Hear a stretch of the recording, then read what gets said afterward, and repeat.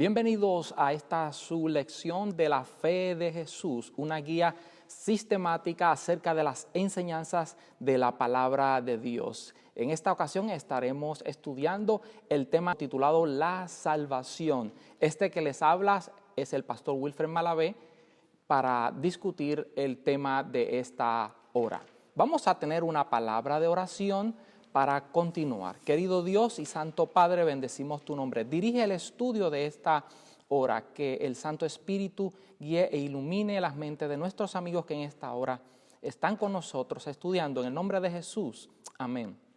Saben, en una ocasión un hombre muy rico se le acercó a Jesús con una pregunta sumamente interesante. ¿Qué debo hacer para obtener la vida eterna? Y esa pregunta muchas personas quizás se la hagan en esta hora. Por eso el estudio que vamos a tener se dirige en ese sentido. Vayamos inmediatamente a la primera pregunta acerca de la salvación. Vemos que el pecado ha traído consecuencias terribles a este mundo. Y entre ellas podemos preguntar, ¿cuál es la consecuencia final del pecado? Según Romanos capítulo 5, versículo 12, nos dice: por tanto, como el pecado entró en el mundo por un hombre y por el pecado la muerte, así la muerte pasó a todos los hombres por cuanto todos pecaron. Así que entendemos por este pasaje de la Biblia que la muerte es la consecuencia final del pecado, aunque hay otras consecuencias, pero esta es la más terrible. En la segunda pregunta de este estudio acerca de las terribles consecuencias del pecado, dice de la siguiente forma: ¿puede el hombre resolver el problema del pecado?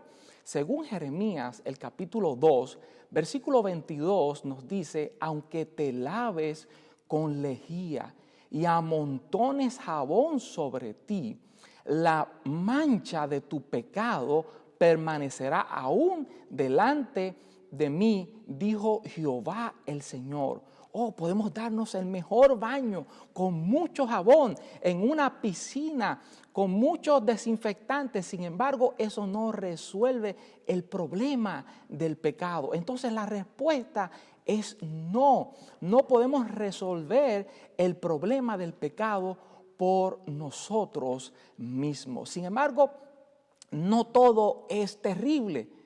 El Señor ha hecho provisión. Jesús salva al pecador. La siguiente pregunta nos dice: ¿qué provisión hizo Dios para salvar al hombre?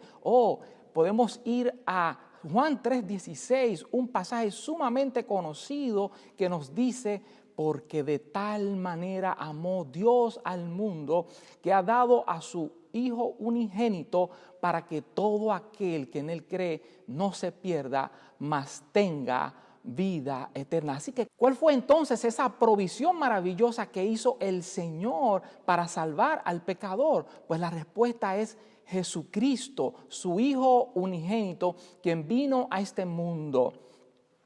¿Cómo entonces Cristo describió su misión cuando vino a este mundo? Esa misión de rescatar al ser humano. Bueno, en Lucas capítulo 19, verso 10 nos dice: porque el Hijo del Hombre vino a buscar y a salvar lo que se había perdido. Así que Jesucristo describe su misión de buscar y salvar lo que se había perdido. ¿Cometió Jesús, nos dice la siguiente pregunta, algún pecado? Y eso es muy importante, porque Jesucristo vino a rescatarnos del pecado, y si Él hubiese tenido pecado, ¿podría acaso salvarnos? Dice la Escritura en Hebreos 4:15, porque no tenemos un sumo sacerdote que no pueda compadecerse de nuestras debilidades, sino uno que fue tentado en todo según nuestra semejanza, pero sin pecado. Así que Jesucristo no cometió ningún pecado, vivió una vida perfecta. ¿Cómo pagó Jesús la deuda del hombre? Quizás nos preguntemos, ¿cómo fue eso que Jesús nos salvó de nuestros pecados? ¿Qué Él hizo? Isaías 53, 3 al 7 nos señala: despreciado y desechado entre los hombres, varón de dolores, experimentado en quebranto, y como que escondimos de él el rostro, fue menospreciado y no lo estimamos. Ciertamente llevó él nuestras enfermedades y sufrió nuestros dolores, y nosotros lo tuvimos por azotado, por herido de Dios y abatido. Mas él herido fue por nuestras rebeliones, molido por nuestros pecados. El castigo de nuestra paz fue sobre él, y por su llaga fuimos nosotros curados. Así que Cristo pagó el precio por nuestra salvación. Él nos sustituyó. El pasaje continúa diciendo: todos nosotros nos descarriamos como ovejas, cada cual se apartó por su camino, mas Jehová cargó en él el pecado de todos nosotros. Angustiado él y afligido, no abrió su boca, como cordero fue llevado al matadero, y como oveja delante de sus trasquiladores, enmudeció y no abrió su boca. Así que Jehová cargó el pecado de todos nosotros, pero fue la muerte de él lo único necesario para nuestra salvación.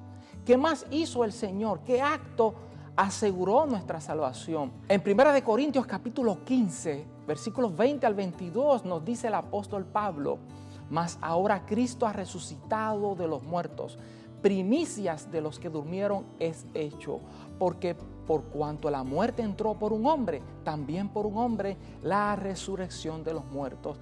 Porque así como en Adán todos mueren, también en Cristo todos serán vivificados. Así que la respuesta es: mediante su resurrección, Cristo aseguró nuestra salvación. Así que, ¿qué debemos hacer ante tal acto de Jesús, ante esa salvación que Él nos ha regalado? Creer en Jesús.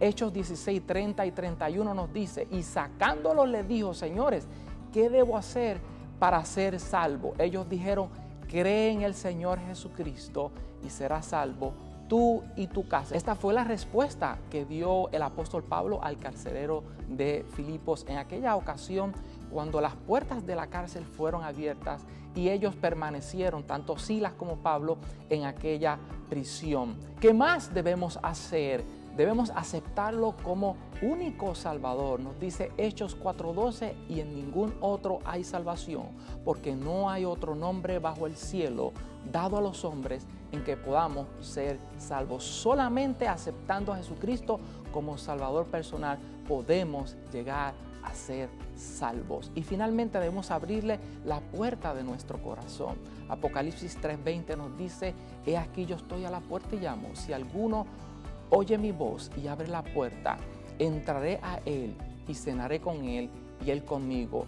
Cristo viene a tu vida y Él espera que tú voluntariamente le abras la puerta de tu corazón. Por eso en esta hora yo te digo que le abras la puerta de tu corazón, que le dejes entrar, que Él haga morada en tu vida y tu vida será transformada. Encontrarás el camino de la salvación.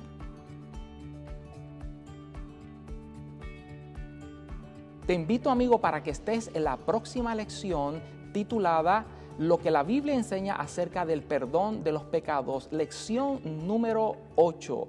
Dios te bendiga.